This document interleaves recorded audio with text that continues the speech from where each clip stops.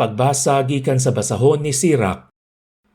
Ang pagpanulti sa usa ka tawo magpakita sa iyang mga kalapasan. Sama kini sa usa ka salaan nga maglain sa hugaw. Ang imong paagi sa pagpanghuna-una magapakita sa imong kinaiya, maingon nga sa walay duha-duha ang usa ka pagbahan magpakita sa mga depekto diha sa mga kolon nga gipagba. Makaila ikaw unsa kaayo ang usa ka kahoy nga gigalam pinaagi sa bunga nga ihatag niini, ug makaila ikaw sa mga gibati sa usa ka tawo pinaagi sa iyang pagpadayag sa iyang kaugalingong panghuna-una. Ayaw gayud dayga bisan kinsang tawo sa dili pa nimo hidunggan nga siya musulti, mao kana ang matuod nga pruweba. Pagbasa gikan sa unang sulat ni San Pablo ngadto sa mga taga-Korinto. Kun ang madunot masuluban na sa dili madunot, ug kun ang mamatay masuluban na sa dili mamatay, matuman ang kasulatan nga nag-ingon, gilaglag ang kamatayon ug hingpit na ang kadaugan. O kamatayon, hain na ba ang imong kadaugan?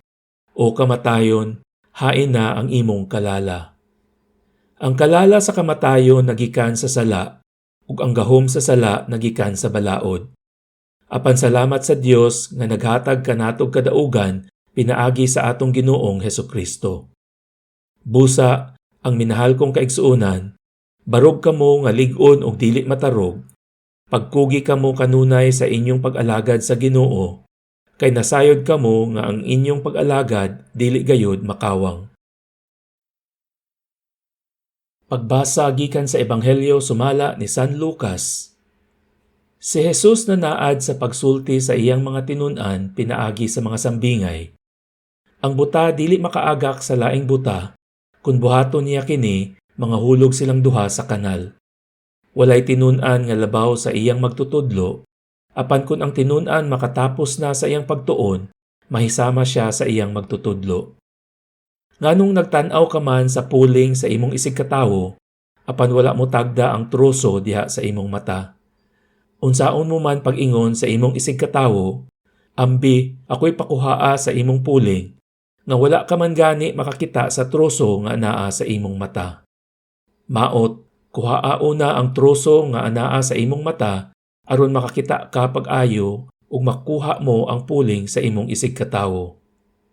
Ang kahoy nga walay sakit dili mamungag walay pulos nga bunga, ni ang masakiton nga kahoy mamungag maayong bunga.